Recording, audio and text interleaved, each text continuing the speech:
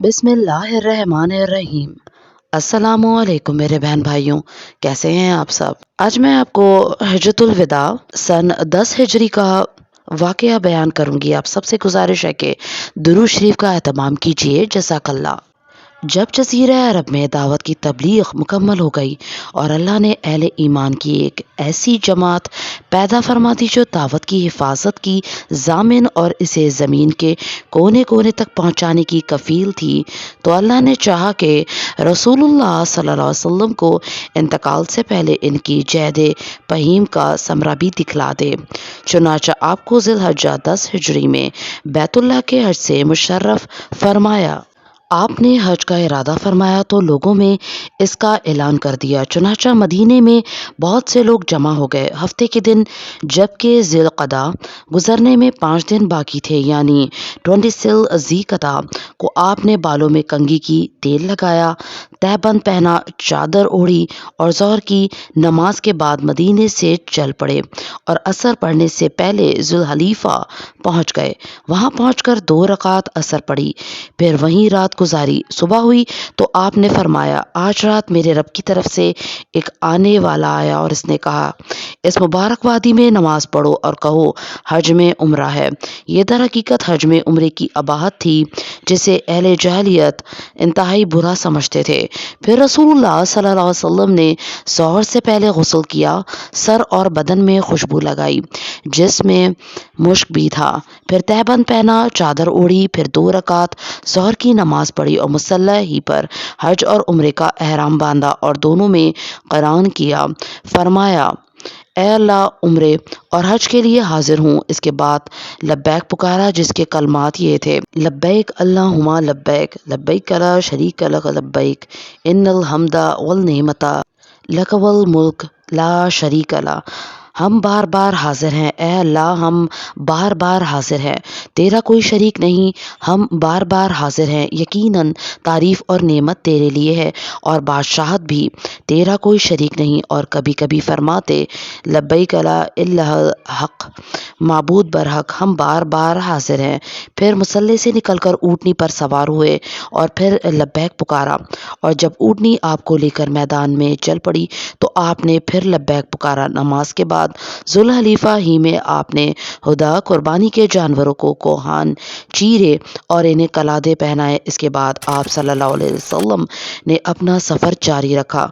हफ्ते भर बाद मक्के के करीब पहुँचे तो जी तोवा में रात गुजारी और वहीं फजर पढ़कर गुस्ल फरमाया। फिर मस्जिद हराम में दाखिल हुए। ये इतवार 4 ज़िलहज्जा की सुबह थी।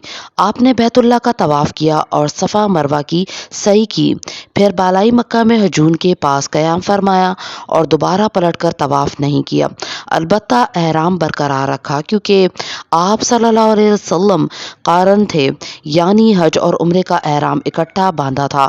और इसकी वजह ये थी कि आप हदा कुर्बानी का जानवर साथ लाए थे। चुनाचा जो कोई भी अपने साथ हुदा लाया था, आपने इसे हुक्म दिया कि अपना एहराम बरकरार रखे। अलबत्ता जो लोग हुदा नहीं लाए थे, इन्हें हुक्म दिया कि तवाफ़ सई के बाद सर मुंडवा लें और पूरे तौर पर हलाल हो जाएं और अपने इस अमल को उम्रा करार दे लें, ख्वाह उन्होंने हज की नीयत से एहराम बांधा हो या उम्रे की नीयत से या दोनों की नीयत से। और आपने फरमाया, अगर मुझे पहले वो बात मालूम हो जाती जो बाद में मालूम हुई तो मैं खुदा ना लाता और इसे उम्रा करार दे देता और हलाल हो जाता। चुनाचा जिन लोगों के पास खुदा नहीं थी वो हलाल हो गए। फिर आप सल्लल्लाहु अलैहि वसल्लम 8 ज़िलहज्जा तरविया के दिन मना तशरीफ़ ले गए। जो लोग हलाल हो चुके थे वो भी हज का एहराम बांधकर मना गए। वहाँ आपने ज़ोहर, असर, मगरिब, इशा और फजर की नमाजें पढ़ीं और 4 रकात वाली नमाजें कसर करके 2-2 रकात पढ़ीं।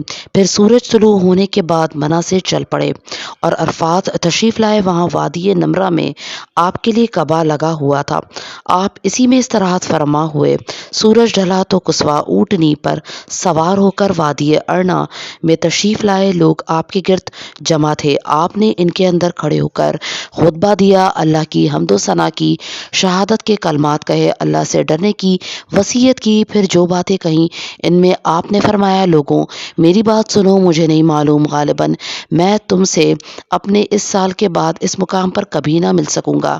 تمہارا خون، تمہارا مال اور تمہاری آبرو ایک دوسرے پر اسی طرح حرام ہے جس طرح آج کے دن کی، موجودہ مہینے کی اور موجودہ شہر کی حرمت ہے۔ سن لو، جاہلیت کی ہر چیز میرے پاؤں تلے رون دی گئی، جاہلیت کے خون بھی ختم کر دیے گئے، اور ہمارے خون میں سے پہلا خون جسے میں ختم کر رہا ہوں وہ ربیعہ بن حارث کے بیٹے کا خون ہے۔ یہ بچہ بنو سعد میں دودھ پی رہا تھا کہ بنو ہذیل نے اسے قتل کر دیا اور جاہلیت کا سود ختم کر دیا گیا، اور ہمارے سود میں سے پہلا سود جسے میں ختم کر رہا ہوں وہ عباس بن عبد المطلب کا سود ہے۔ اب یہ سارے کا سارا سود ختم ہے۔ ہاں، عورتوں کے بارے میں اللہ سے ڈرو، کیونکہ تم نے انہیں اللہ کی امانت کے ساتھ لیا ہے اور اللہ کے کلمے کے ذریعے ان کی شرمگاہیں حلال کی ہیں۔ ان پر تمہارا حق یہ ہے کہ وہ تمہارے بستر پر کسی شخص کو نہ آنے دیں جو تمہیں گوارا نہیں۔ اگر وہ ایسا کریں تو تم انہیں مار سکتے ہو، لیکن سخت مار نہ مارنا، اور تم پر ان کا حق یہ ہے کہ تم انہیں معروف طریقے سے کھلاؤ اور پہناؤ، اور میں تم میں ایسی چیز چھوڑے جا رہا ہوں کہ اگر تم نے اسے مضبوطی سے پکڑے رکھا تو اس کے بعد ہرگز گمراہ نہ ہوگے، اور وہ ہے اللہ کی کتاب، اور تم سے میرے متعلق پوچھا جائے گا تو کیا کہو گے؟ صحابہ نے کہا، ہم شہادت دیں گے کہ آپ نے تبلیغ کر دی، پیغام پہنچا دیا اور خیر خواہی کا حق ادا فرما دیا۔ یہ سن کر آپ نے شہادت کی انگلی کو آسمان کی طرف اٹھاتے اور لوگوں کی طرف جھکاتے ہوئے فرمایا، اے اللہ گواہ رہ، اے اللہ گواہ رہ، اے اللہ گواہ رہ۔ اس خطبے میں آپ نے مزید کئی امور بیان فرمایا، اور جب فارغ ہوئے تو آپ پر اللہ تعالیٰ کا یہ ارشاد نازل ہوا، آج میں نے تمہارے لیے تمہارا دین مکمل کر دیا اور تم پر اپنی نعمت پوری کر دی اور تمہارے لیے اسلام کو بحیثیت دین پسند کر لیا۔ چنانچہ یہ نعمت اور سعادت کا دن تھا۔ خطبے کے بعد حضرت بلال رضی اللہ تعالیٰ عنہ نے آذان دی اور پھر اقامت کہی، اور رسول اللہ صلی اللہ علیہ وآلہ وسلم نے 2 رکعت ظہر کی نماز پڑھی، پھر اقامت کہی اور آپ نے 2 رکعت عصر کی نماز پڑھی، دونوں کو ظہر کے وقت میں جمع تقدیم کے طور پر اکٹھا کیا اور ان دونوں کے درمیان کوئی نماز نہیں پڑھی۔ پھر جائے وقوف پر تشریف لائے، اونٹنی کا شکم چٹانوں کی جانب کیا اور قبلہ رخ مسلسل وقوف فرمایا یہاں تک کہ سورج غروب ہو گیا اور تھوڑی زردی چلی گئی۔ پھر روانہ ہو کر مزدلفہ تشریف لائے اور وہاں مغرب اور عشاء کی نماز 1 آذان اور 2 اقامت سے پڑھی اور درمیان میں کوئی نماز نہ پڑھی۔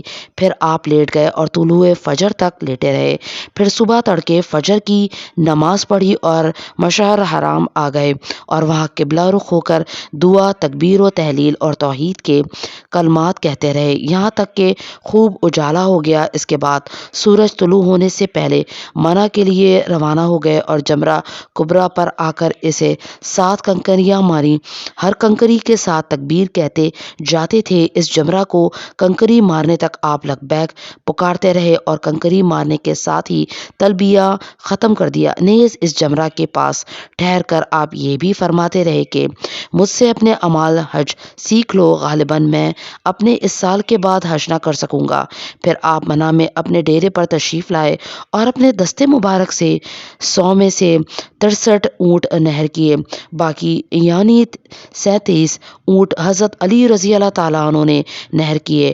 پھر آپ کے حکم سے ہر اونٹ کا ایک ایک ٹکڑا کاٹ کر ہانڈی میں ڈالا گیا۔ پھر آپ نے اور لوگوں نے اس کا گوشت تناول کیا اور شوربہ پیا۔ قربانی سے فارغ ہو کر حجام کو بلایا اور سر کا دانہ حصہ دیا۔ اس نے مونڈ کر ایک ایک 2 بال لوگوں میں تقسیم کر دیے، پھر بایاں حصہ مونڈ کر ابو طلحہ رضی اللہ تعالیٰ عنہ کو دے دیا۔ پھر آپ نے اپنے کپڑے پہنے، خوشبو لگائی اور اس کے بعد سوار ہو کر بیت اللہ تشریف لائے اور طواف افاضہ کیا، یعنی صفا مروہ کے درمیان سعی نہیں کی۔ اس کے بعد ظہر کی نماز پڑھ کر بنو عبد المطلب کے پاس آئے، وہ لوگ زمزم پلا رہے تھے۔ آپ نے فرمایا، بنو عبد المطلب تم لوگ پانی کھینچو، اگر یہ اندیشہ نہ ہوتا کہ لوگ تمہارے پانی پلانے کے اس کام میں تمہیں مغلوب کر دیں گے تو میں بھی تم لوگوں کے ساتھ کھینچتا۔ چنانچہ انہوں نے آپ کو ایک ڈول پانی دیا اور آپ نے اسے پیا۔ اس کے بعد آپ منع واپس آ گئے اور وہاں ایام تشریق یعنی 11، 12، 13 ذی الحجہ تک ٹھہر کر تینوں جمرات کو روزانہ سورج ڈھلنے کے بعد کنکری مارتے رہے۔ جمرہ صغریٰ سے شروع کرتے، اسے 7 کنکریاں مارتے اور ہر کنکری کے ساتھ تکبیر کہتے، پھر جمرہ وسطیٰ اور اس کے بعد جمرہ کبریٰ کے ساتھ یہی کرتے۔ نبی کریم صلی اللہ علیہ وسلم نے یوم النحر 10ویں تاریخ کو بھی ایک خطبہ دیا، پھر ایام تشریق کے درمیانے دن 12 ذی الحجہ کو بھی ایک خطبہ دیا جس میں خطبہ عرفہ کی باتوں کی تاکید فرمائی اور مزید نصیحتیں بھی کی۔ ایام تشریق کے درمیانے دن خطبہ سے پہلے سورہ نصر نازل ہوئی۔ 13 ذی الحجہ کو جو ایام تشریق کا تیسرا اور حج سے واپسی کا دوسرا اور آخری دن ہے اور یہ منگل کا دن تھا، نبی کریم صلی اللہ علیہ وسلم نے جمرات کو کنکری مار کر منی سے کوچ فرمایا اور ابتح میں اتر کر وہیں ظہر، عصر، مغرب اور عشاء کی نمازیں پڑھیں اور وہیں سے ام المومنین حضرت عائشہ صدیقہ رضی اللہ تعالیٰ عنہ کو ان کے بھائی عبد الرحمن بن ابی بکر کے ساتھ بھیجا کہ انہیں تنعیم سے عمرہ کرا لائیں۔ چنانچہ انہوں نے احرام باندھا، عمرہ کیا، پھر سحر کے وقت ابتح میں آ گئیں۔ ادھر نبی کریم صلی اللہ علیہ وسلم نے ایک نیند لے لی تھی، پھر جب حضرت عائشہ صدیقہ رضی اللہ تعالیٰ عنہ آ گئی تو کوچ کا اعلان کیا اور سوار ہو کر خانہ کعبہ تشریف لے گئے، طواف وداع کیا اور فجر کی نماز پڑھی، پھر زیریں مکہ سے نکل کر مدینے کا رخ کیا۔ جب مدینہ قریب آ گیا اور اس کے آثار دکھائی دینے لگے تو 3 بار اللہ اکبر کہا، پھر فرمایا، اللہ کے سوا کوئی معبود نہیں، وہ تنہا ہے، اس کا کوئی شریک نہیں، اسی کے لیے بادشاہت ہے اور اسی کے لیے تعریف اور وہ ہر چیز پر قادر ہے۔ ہم پلٹنے والے، توبہ کرنے والے، عبادت گزار، سجدہ کرنے والے اور اپنے رب کی تعریف کرنے والے ہیں۔ اللہ نے اپنا وعدہ سچ کر دکھایا ہے، اپنے بندے کی مدد کی اور تنہا ساری جماعتوں کو شکست دی۔ سریہ اسامہ بن زید ربیع الاول سن 11 ہجری رسول اللہ صلی اللہ علیہ وسلم نے واپس آ کر مدینے میں قیام فرمایا اور 23 سال پہلے آپ نے جو دعوت شروع کی تھی اس کی کامیابی اور اللہ کے دین میں فوج در فوج لوگوں کے داخلے کا جو منظر آپ کے رب نے آپ کو دکھایا، اس پر اس کی حمد و تسبیح کرتے رہے۔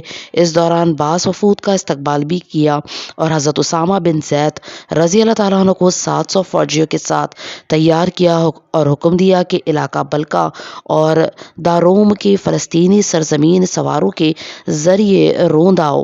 یہ لشکر روانہ ہو کر مدینے سے 3 میل دور مقام جرف میں خیمہ زن ہوا، لیکن رسول اللہ صلی اللہ علیہ وسلم کی بیماری کے متعلق تشویشناک خبروں کے سبب وہیں رک کر نتیجے کا انتظار کرنے لگا اور اللہ کا فیصلہ یہ ظاہر ہوا کہ رسول اللہ صلی اللہ علیہ وسلم نے وفات پائی اور یہ لشکر حضرت ابو بکر صدیق رضی اللہ تعالیٰ عنہ کے عہد خلافت کی پہلی فوجی مہم قرار پائی۔